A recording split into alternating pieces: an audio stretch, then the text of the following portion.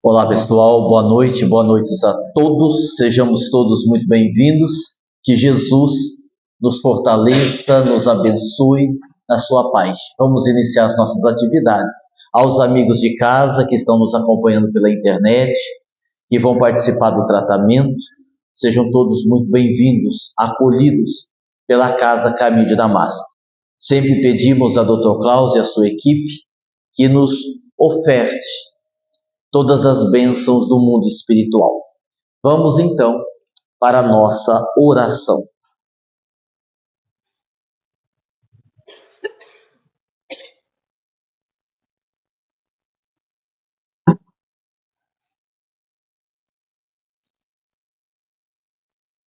Senhor,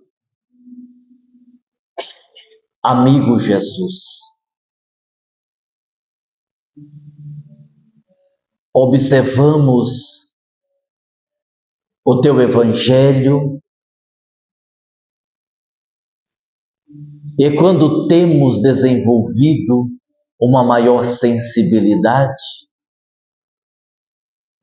sentimos nos escaninhos da nossa alma a mensagem alcançando o nosso coração, apaziguando a nossa mente, tranquilizando a nossa alma. O mundo, pelas próprias características de um mundo de provas e expiações, apresenta-nos gigantescos desafios. Quem de nós não se sente pressionado, às vezes até agoniado, com os imensos testes da própria existência? E é nessas horas, especialmente nestas horas, que nós lhe sentimos mais próximo, que nós encontramos guarida nas suas palavras do vinde a mim, que eu vos aliviarei. Aprendei de mim, que sou manso. Não vos aflijais pelo dia de amanhã. Eu venci o mundo. E estas palavras vão ecoando no nosso mundo interior. E aí então, vamos sentindo uma certa tranquilidade. Algo nos diz que no final das contas tudo dará certo, que tudo passa, afinal de contas, que nada perdura para sempre, muito menos os nossos sofrimentos. E quando nós temos a disposição, a coragem de olharmos para a vida com os olhos do otimismo, da certeza da vitória, tudo fica menos difícil. Portanto, Senhor, abençoe-nos, ajude-nos, agora e sempre, que assim seja.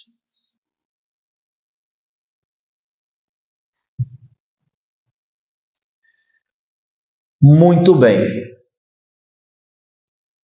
Eu costumo dizer que, terapeuticamente falando, quando nós perguntamos como uma pessoa está, normalmente perguntamos por duas vezes. Porque quando você indaga, tudo bem, como você está? Se porventura a pessoa responde assim, estou numa semana difícil, briguei com meu marido, Estou com sérios problemas financeiros. O motor do meu carro fundiu. Problemas da minha família. Quando ela termina, nós perguntamos de novo: e como é que você está? E a pessoa pode responder: mas eu acabei de dizer. Não, porque o que interessa de verdade não é o que acontece à nossa volta, não é o externo, é o interno. O que realmente tem importância não é aquilo que nós presenciamos no mundo externo, mas como nós lidamos, como nós reagimos, como nós nos posicionamos. É aí que estará o interesse maior, porque o que vale mesmo é o que acontece dentro de nós. Já que estamos no mundo de provas e expiações, já que somos espíritos imperfeitos, já que não carregamos uma bagagem de virtudes, já que somos espíritos, com todo o respeito, atrasados, sob o ponto de vista da evolução espiritual, seria uma ingenuidade esperarmos um mundo feliz, um mundo onde os problemas não acontecem, um mundo onde tudo vai fluir com a mais tranquilidade e paz possível. É uma ilusão. Isso não vai acontecer. Dito isso, como nós havíamos prometido, nós vamos nesta noite darmos início a um estudo bem singelo, bem simples, mas não por isso menos importante.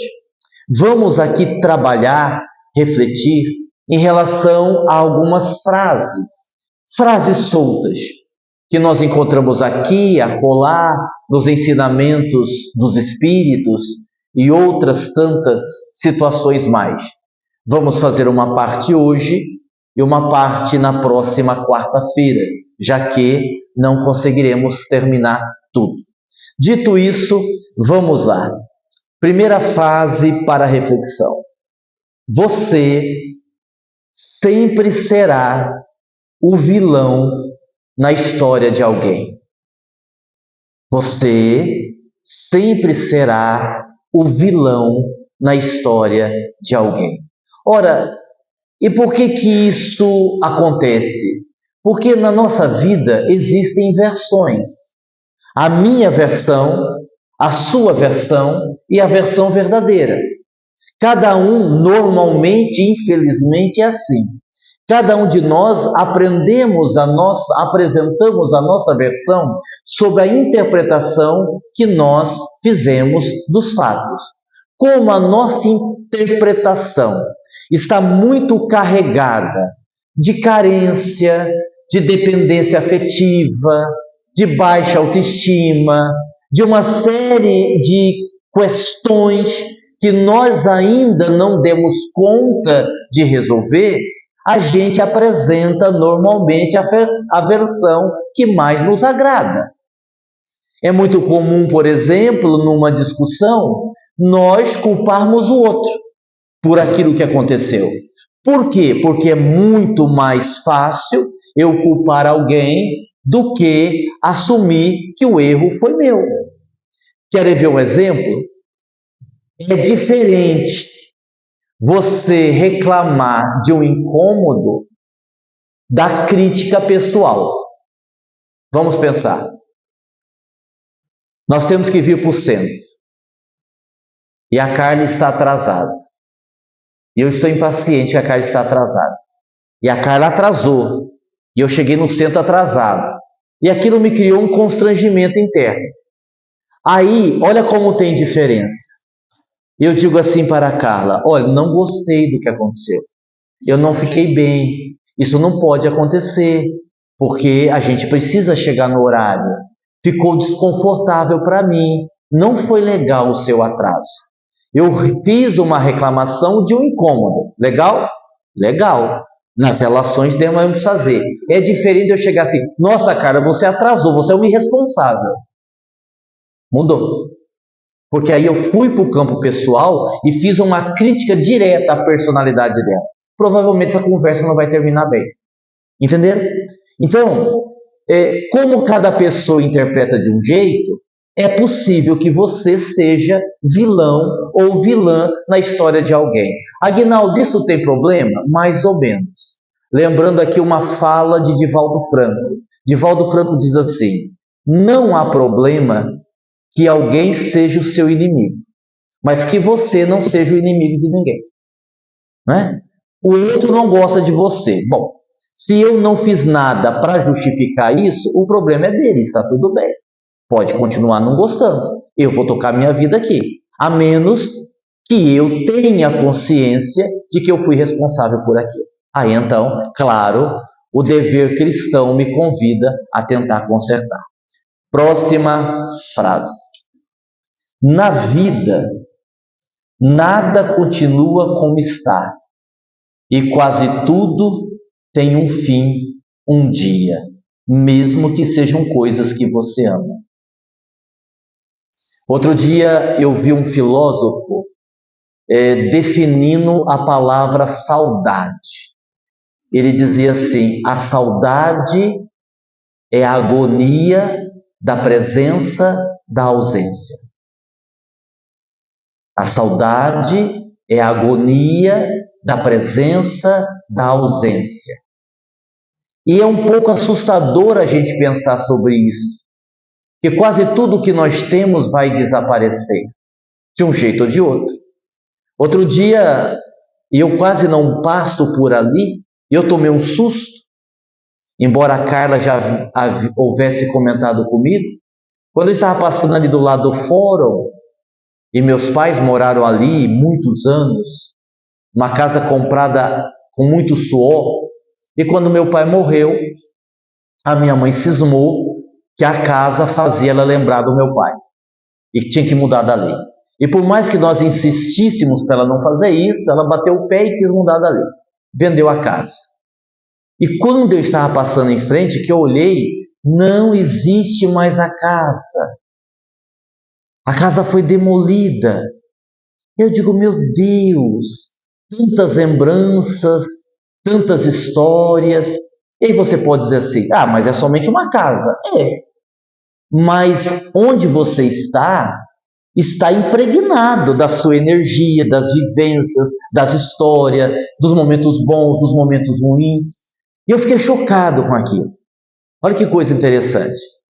A minha cachorra, a Mel, a semelhança da princesa, está com o mesmo câncer, né? Assim, avassalador. Que nós entramos com quimioterapia para tentar reduzir o tumor para uma possível cirurgia, se for possível. E aí eu comentava outro dia com a Carla, a gente já viu essa história, né? E pior, a gente já sabe o final, né? E aí, pensando sobre isso e refletindo na frase, pois é, tudo ou quase tudo na vida vai acabar. Não vai existir mais daqui a um tempo. Seja uma casa, seja uma situação, seja uma pessoa que você ama. E aí a gente precisaria pensar assim: e como é que eu lido com isso? Ainda que seja coisas materiais. Por exemplo, vou fazer uma pergunta. Se a sua casa pegasse fogo, e aqui não entra pessoa nem animal de estimação. Se a sua casa pegasse fogo, e desse tempo você salvou uma coisa só uma coisa, de valor, material ou sentimental. Se você pudesse salvar uma coisa só, o que você salvaria? Pense aí. Seus documentos? Só? O que você salvaria? Só pode salvar uma coisa.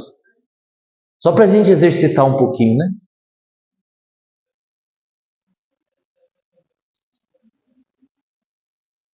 Alguém vai dizer: eu salvaria minha vida só. Tá certo, tá bom, é o mais importante, né? Não tá errado, né?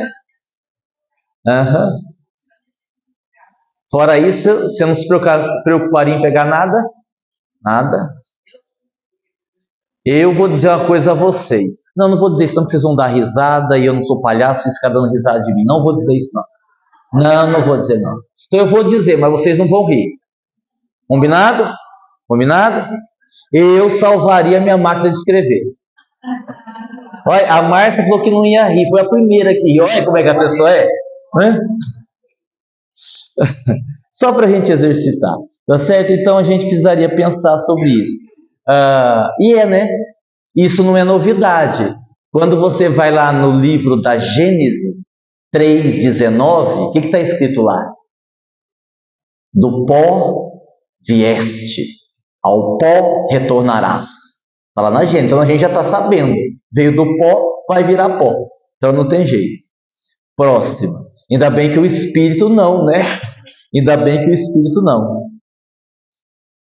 Dizem que o tempo cura tudo, mas sem o entendimento e o aprendizado, não vai haver a cura. É um dito popular isso, né? O tempo cura tudo. É um pouco fantasioso isso, porque tem coisas na nossa vida que é assim, que podem ter várias explicações. Outro dia, vou dar um exemplo, a pessoa me perguntou assim: Aguinaldo, por que será que quando o sol está se pondo, né, está descendo, sabe quando o céu fica assim vermelho, a noite está vindo, nesse momento é quando eu sinto maior angústia, a tristeza bate mais forte. Eu digo, olha, pode ser algo ligado ao inconsciente coletivo, né? Mas o que seria? Exemplo, criou-se uma ideia, mas para quem não gosta de trabalhar, e quando chega a sexta-feira, sextou, né? E o pessoal está comemorando que sextou. Então a sexta-feira, isso está no inconsciente coletivo. A sexta-feira é o melhor dia da semana, porque sextou. Ao contrário, a segunda-feira é o pior. Amanhã é segunda-feira, não é assim?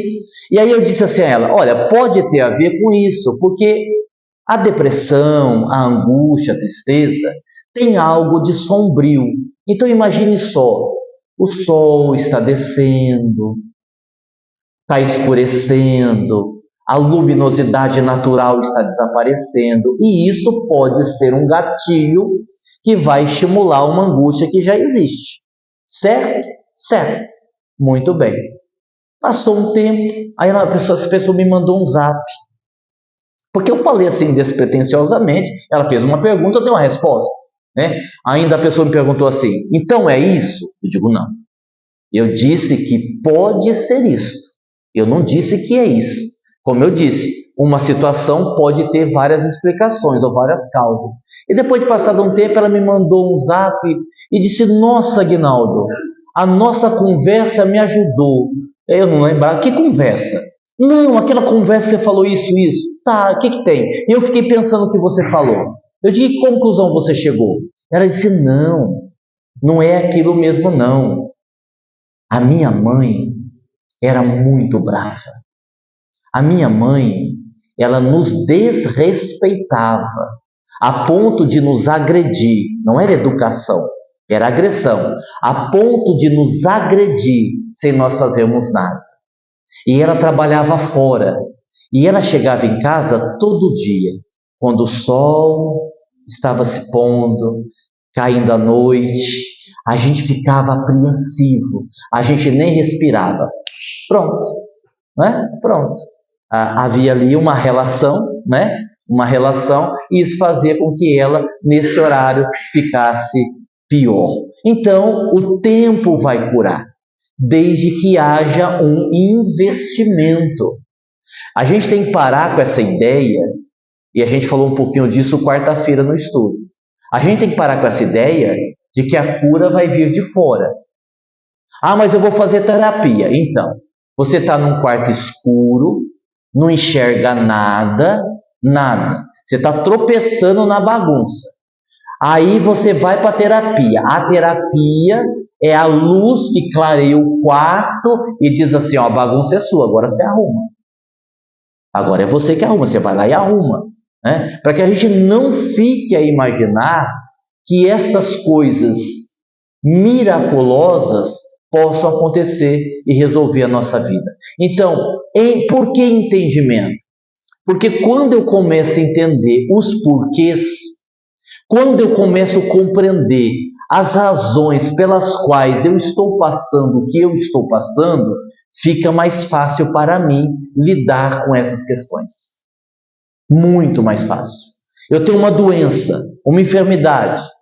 Bom, da onde ela veio? Ela veio por quê? Quando ela começou? Outro dia mesmo eu estava assistindo uma entrevista do Dr. Ray, ou Dr. Hollywood. Lembram desse médico? Aquele médico famoso, aparecia em muitos programas de televisão. Ele ainda está vivo. Cirurgião plástico, cirurgião plástico. E ele dava uma entrevista, olha que coisa curiosa. Ele dava uma entrevista e na entrevista ele comentava que ele descobriu um câncer de próstata de 13 centímetros.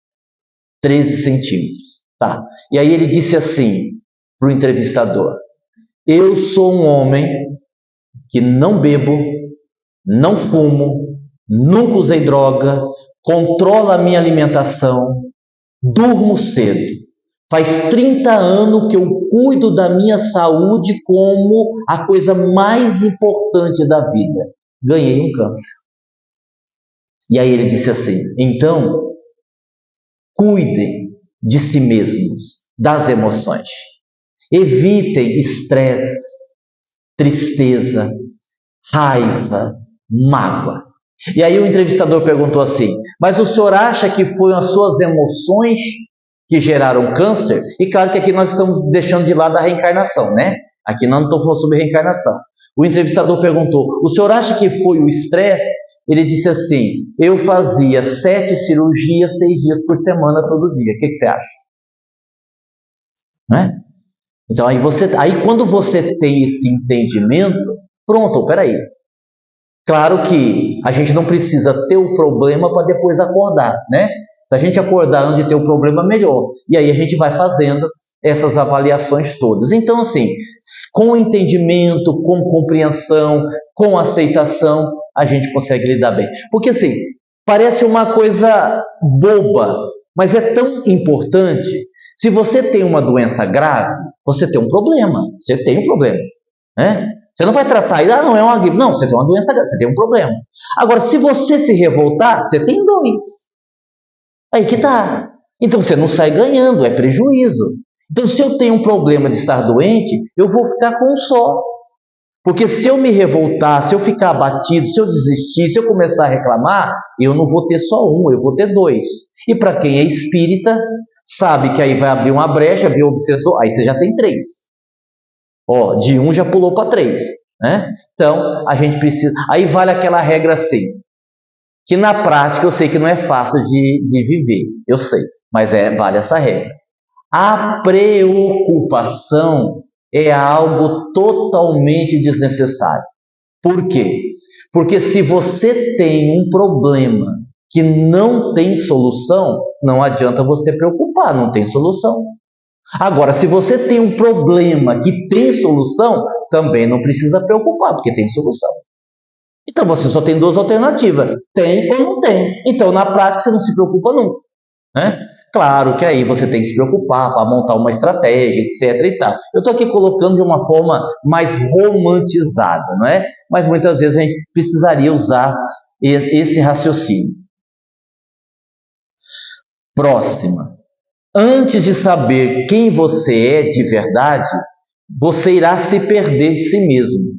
Até a gente tem um livro com esse título, né? Eu me perdi de mim mesmo. Alguém me viu por aí?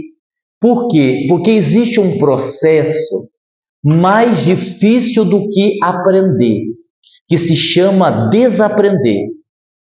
Eu preciso desaprender algumas coisas para poder aprender de forma correta.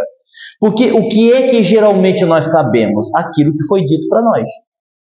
Como é que nós construímos o nosso conhecimento? As crenças, a cultura, aquilo que o pai falou, que a mãe falou, que a avó falou, que o avô falou, que o tio falou, aquilo que alguém disse é certo, isso é errado, isso pode, isso não pode. Não é assim? Muitos de nós que temos mais de 40, embora eu tenha mais que 35 só, mas nós, vocês, que tem mais de 40, por que hoje a gente é tão tímido? Por que muitos de nós somos tímidos? Por causa dos nossos pais, da cultura daquela época. Vocês vão lembrar, a gente ia na casa do avô, do tio. O que o pai dizia? Fica quieto, hein? Não vai fazer bagunça lá, hein? Se alguém servir alguma coisa para comer, você não pega.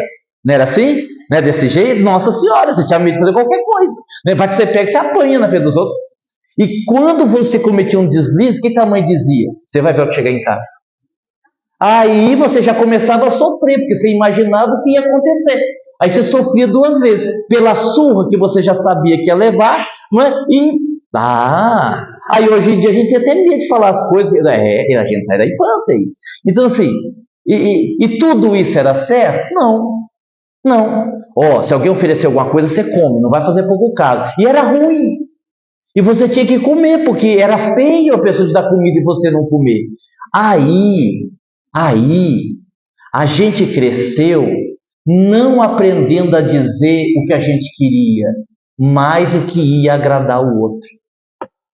E aí a gente se tornou adulto e vai ficar fazendo as coisas para agradar o outro. O que é desaprender? Você sai disso. Saia disso. Aí é que vem uma coisa que muitos chamam de entropia. Entropia é o caos necessário. É quando você desaprendeu. Então aquilo que era não é. Mas você ainda não aprendeu também. Então você está no meio. Quem sou eu? Todo processo evolutivo existe algo chamado crise de identidade. Chega num ponto que você não sabe se você é luz, você não sabe se é sombra, você não sabe se você é bom, você não sabe se você não sabe. Legal, é isso mesmo. Vai gerar uma aflição, mas é o processo de desaprender para que você possa aprender. Essa é a ideia, certo? Próxima. Tudo, isso aqui é psicanálise, tá? Essa próxima. Tudo que não foi resolvido será repetido. Psicanálise pura, né? Por que muita coisa acontece repetidamente na nossa vida? A mulher diz assim: nossa, eu não sei o que acontece comigo. Todo namorado que eu arrumo é violento, ou é possessivo, ou é alcoólatra. Eu já estou no 5º namorado com a mesma característica. Você não resolveu no primeiro. Tem alguma coisa ali a nível inconsciente que faz com que você sinta atração por esse perfil. E pode ser da sua infância, pode ser algo mal resolvido na sua adolescência, pode ser qualquer coisa nesse sentido. Quantas pessoas buscam, e pode ser a mulher ou pode ser o homem, buscam na figura do amante a imagem do pai. Aquela pessoa que desejou muito ser amada pelo pai e fez tudo para que o pai a amasse, e o pai foi indiferente. E se ela não arrumar isso, se ela não conhecer isso, ela vai continuar agradando todos os homens que ela conhecer na busca pelo pai, na figura dos amantes que ela vai ter. Certo? Amante no sentido de relacionamento, né? Amante no sentido de estarem amando, nesse sentido. Então, a gente precisa verificar por que algumas coisas estão se repetindo na nossa vida. Porque senão a gente entra naquele ciclo vicioso. Próximo. Esteja atento ao ponto de partida. Qual é o ponto de partida? Para a gente errar ou para a gente acertar? Qual é o ponto de partida? Não é a ação vem depois. Qual que é o ponto de partida? Pensamento. Aí eu anotei aqui para não correr o risco de esquecer. Olha que bacana isso. Pensamentos se tornam palavras. Palavras se tornam ações. Ações se tornam hábitos. Hábitos se tornam caráter. E caráter torna-se o seu destino. Onde começou? No pensamento. Aguinaldo, mas às vezes eu não consigo evitar algum pensamento. Eu vejo alguém chegando no centro e eu não quero pensar, mas vem o pensamento assim, mas essa pessoa é chata, hein? Pensei. Não, é normal. É normal. Normal porque no movimento espírita tem um monte de gente chata.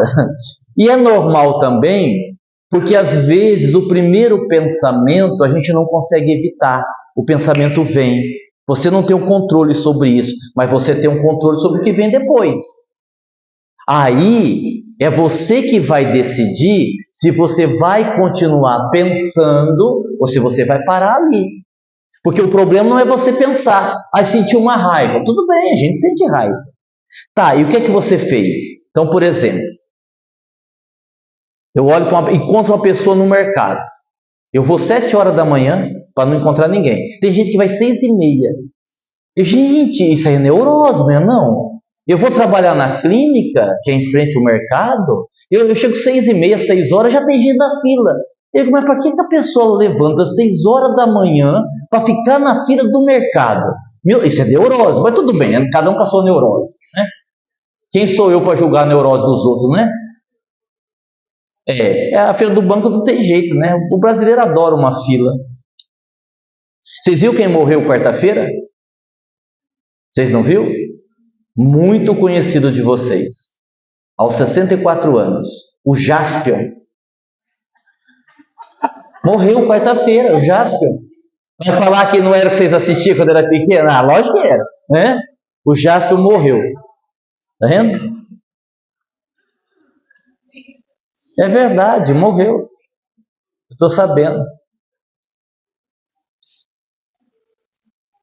Aí, eu encontro a pessoa que eu não gosto. Eu sinto aquela raiva. Senti. Nossa, mas que azar. 7 horas da manhã, a pessoa vem no mesmo mercado, no mesmo horário. Senti a raiva. Tá valendo, nós somos humanos. Só que aí, o que geralmente acontece? A gente começa a murmurar sozinho. Mas que droga, que porcaria. Estragou meu dia. Olha, lembrei aqui o que essa pessoa me fez. Mas se existir justiça, ela vai quebrar, vai cair, quebrar a bacia. Aí ela vai ficar numa cama. Aí ela vai me pagar. Porque o que eu sou... exercício mental. E isso. Aí eu bloqueio isso. Porque aí eu tive um pensamento infeliz, até aí tudo bem. Mas eu não posso dar esse prosseguimento, eu interfiro, e vou pensar em outra coisa, e vou fazer uma prece, e vou cantar uma música, eu não dou continuidade. Aí está valendo. O ideal seria isso. Agnaldo, mas eu não consigo. Bom, fazer o quê, né? Seria bom que você conseguisse. Próxima. Isso aqui eu falei, isso aqui eu falei. Isso aqui é importante. Para evoluir de verdade, você terá que romper com alguns ambientes. É mais ou menos o que o Dr. Hans diz no livro Saúde em Plenitude, quando ele fala das despedidas. Vamos supor, você tem um grupo de amigas, as mulheres, você tem um grupo de amigas. Aí vocês vão assistir a Copa do Mundo, um pretexto para beber. Aí vocês vão fazer um churrasco, outro pretexto para encher a cara. Aí vocês vão tomar um chá da tarde, que não tem chá, só cerveja, e enche a cara. Aí em dado momento você diz assim, não, eu preciso parar com isso. Eu já estou virando uma alcoólatra, que eu bebo todo dia. Não, eu vou parar, não vou beber mais. A partir de amanhã eu não bebo mais. Bom, você vai ter que cortar essas amigas da sua vida, senão vai ser um problema. Você concorda comigo?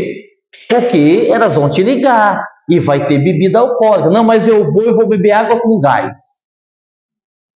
Não sei, viu? Não sei. Sei lá se isso vai valer. É perigoso. É perigoso. Porque aí entra no outro ambiente, né? Isso que a dona Márcia falou é uma coisa menos grave, mas também vale. A reunião do chá da tarde, seja qual a reunião. Vocês já notaram que às vezes alguns grupos de pessoas, grupos esses que talvez até a gente participe, ou já tenha participado, reúnem-se. Reunião disso, reunião daquilo, chá disso, chá daquilo, né? Chá revelação, agora tem chá revelação, tal. Para quê? Para falar mal da vida de alguém. Porque não tem graça você reunir com um monte de amiga para não falar mal de ninguém. Você já vai falar o quê? É uma coisa interessante, porque tem algumas pessoas, se você assim dizer assim, vocês podem se reunir, mas só não pode fazer uma coisa. O quê? Falar mal de alguém. Vai todo mundo para casa. Que é a única coisa que as pessoas sabem fazer. Aí você diz assim, não, eu vou usar melhor o meu tempo. Eu não vou ficar falando mal dos outros. Eu vou abrir minha boca só para dizer coisa positiva. Então sai do grupo. Sai do grupo, porque você vai ter problema. Não, mas eu aguento, eu fico quieto. Mesmo que falar mal de alguém, eu não vou falar. Não sei, né? Isso é muito útil no centro, né? Às vezes quando a gente está fazendo almoço, quando a gente está trabalhando no Impamed, quando a gente está no Bazar da Pichincha. Quando na Bazar da Pichincha não tem problema, porque vai tão pouca gente ajudar, né? Só tem espírito trabalhando no Bazar da Pichincha. E não tem perigo de ter fofoca, só se a pessoa fofocar com o cabide, né? Só se a pessoa fofocar com o cabide. Falta gente, eu sei que falta gente, né? Mas nem vou entrar nesse assunto, vai baixar a vibração. Vamos para lá. Próxima frase.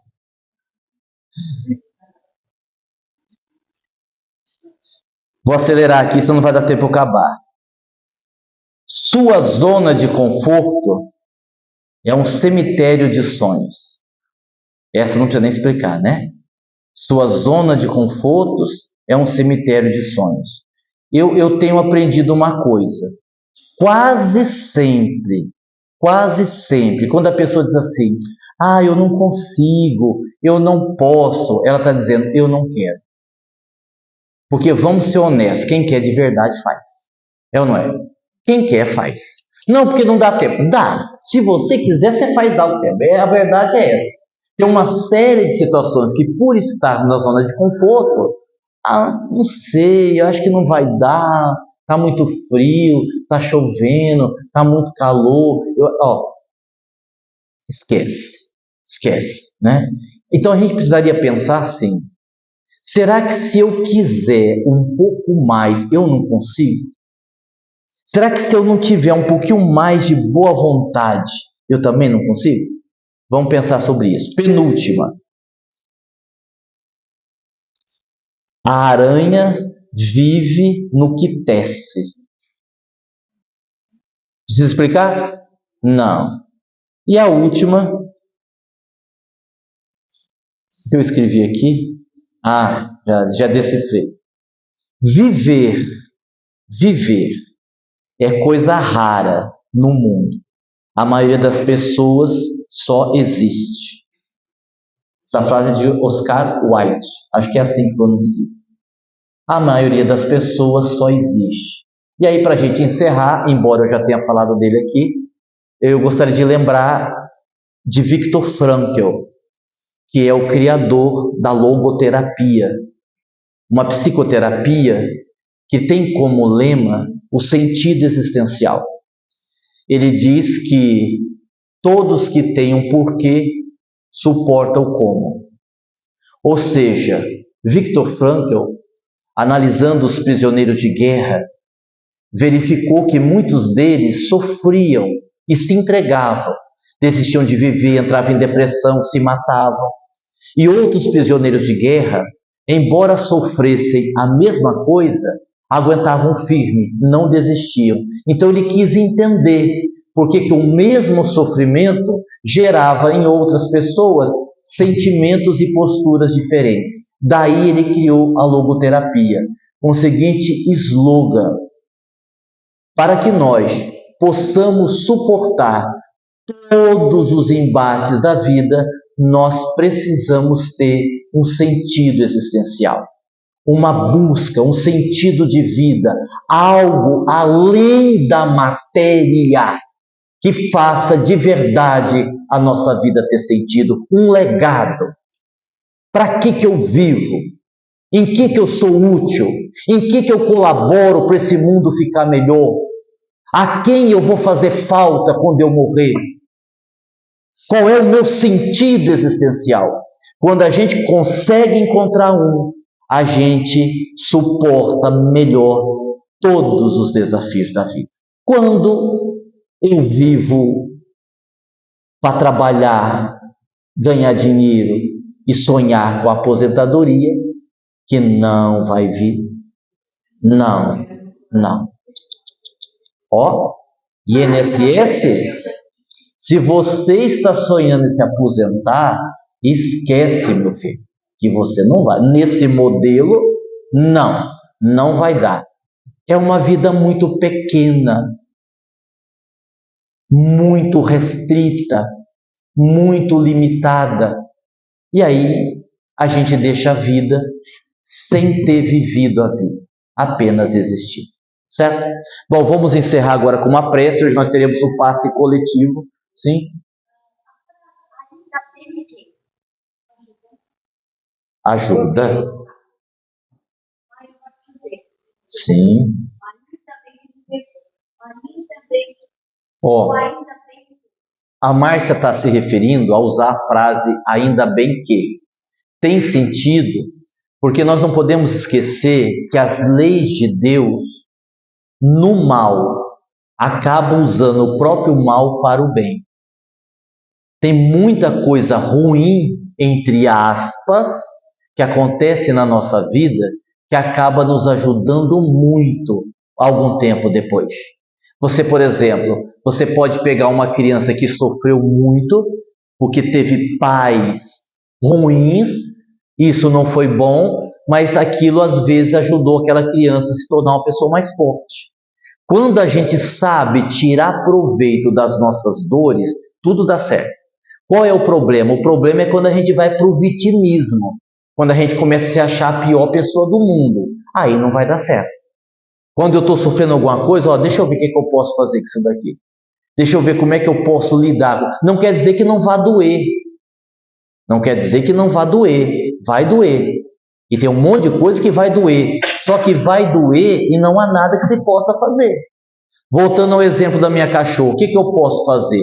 Dar o suporte físico, da medicação e dar a ela o melhor tratamento possível, como ela sempre recebeu a vida toda, que esteve conosco, até a hora da sua partida. É o que pode fazer? Então é o que eu vou fazer. E aí nós vamos fazer. Porque às vezes a gente conhece o valor das pessoas nos detalhes. É nos detalhes que você conhece quem é a pessoa. Outro dia eu estava vendo uma reportagem que um menino de 11 anos, na sua inocência, né? Um menino de 11 anos, quando descia um caixão da mãe que havia morrido, ele colocou um abajur junto do caixão e explicou que a mãe dele tinha medo do escuro. Então ele tinha que colocar o abajur, né? Se você desconsiderar a ingenuidade, no detalhe a gente percebe o valor das coisas, não é mesmo? Então, que a gente possa viver bem, viver a vida nos detalhes. Vamos então encerrar.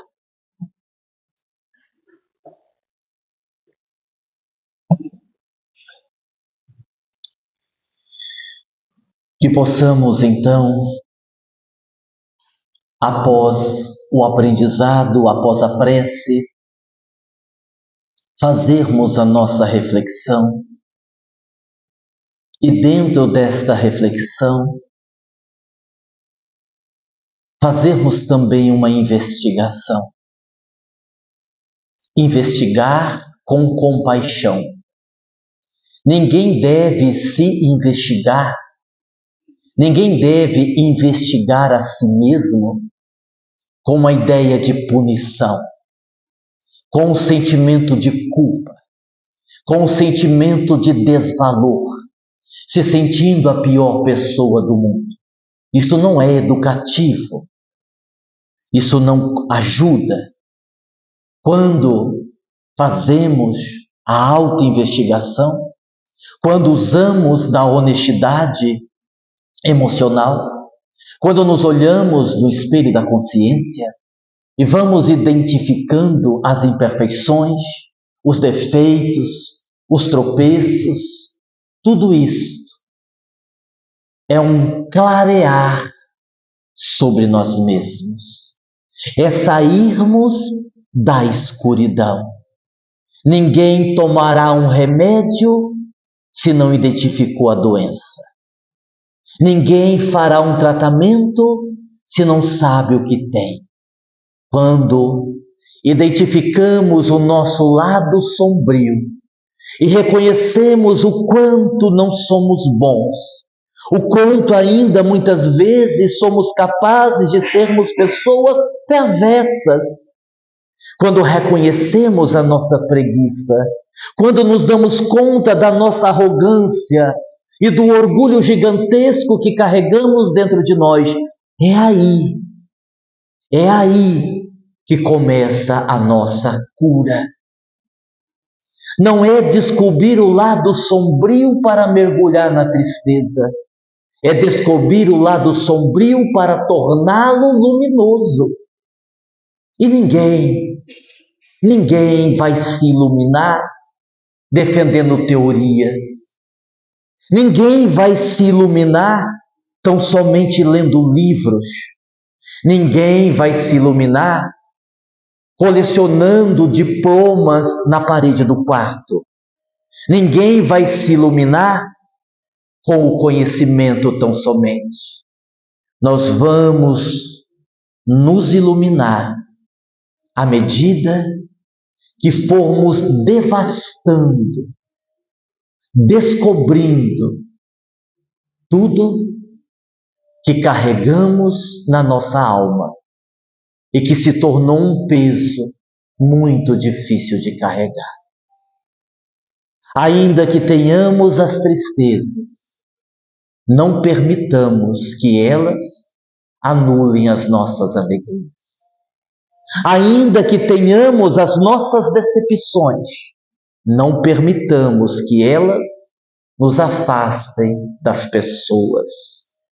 Ainda que derramemos lágrimas sobre a nossa face, não permitamos que a tristeza tome conta de nós. Ainda que não sejamos amados, que isso não seja justificativo para não amarmos. Ainda que alguém não tenha nos dado perdão, que isto não seja motivo para deixarmos de perdoar. Porque o que importa é você com você e com Deus. As pessoas nos dão apenas o que elas têm. E às vezes o que elas têm é muito pouco. Compreendamos, aceitemos que cada um só consegue oferecer o que possui. Mas quanto a nós mesmos, na fala sábia de Chico Xavier, eu dou aos outros o direito de serem como são, mas a mim eu me imponho o dever de ser cada vez melhor. Porque a sua caminhada evolutiva, ela é solitária.